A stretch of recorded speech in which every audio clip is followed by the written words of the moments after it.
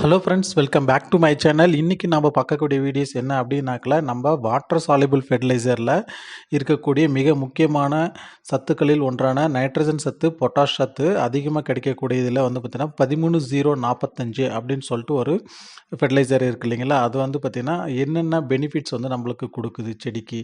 So அந்த potassium nitrate கொடுக்கறதுனால செடியில் எந்த மாதிரியான மாற்றங்கள் வந்து நிகழலாம் அப்படின்னு சொல்லிட்டு தான் நம்ம வந்து பார்க்குறோம். ஸோ இதில் வந்து பார்த்தீங்கன்னா 13% வந்து பார்த்தீங்கன்னா நைட்ரஜன் கண்டென்ட்டும் 45% வந்து பொட்டாசியம் கண்டென்ட்டும் இருக்குது.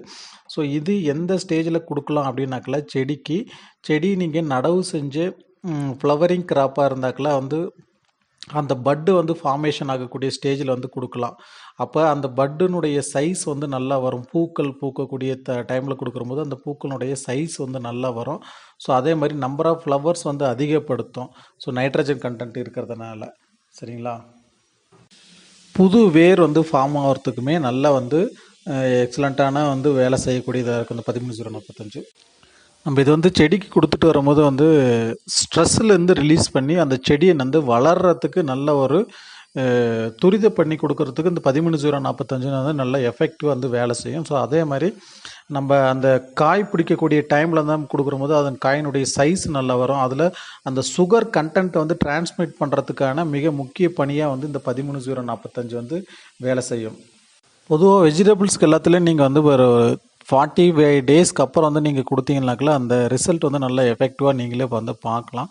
ஸோ ஒரு 2 டோஸ் வந்து நீங்கள் கொடுக்கணும். மேலே ஸ்ப்ரே பண்ணுற போதும் வந்து ஒரு டோஸ் 2 டோஸ் கொடுக்கலாம். கீழே ஃபெர்டிகேஷன் வழியாகவும் ஒரு 2 டோஸ் கொடுத்தீங்கன்னாக்கல ரிசல்ட் வந்து நல்லா இருக்கும்.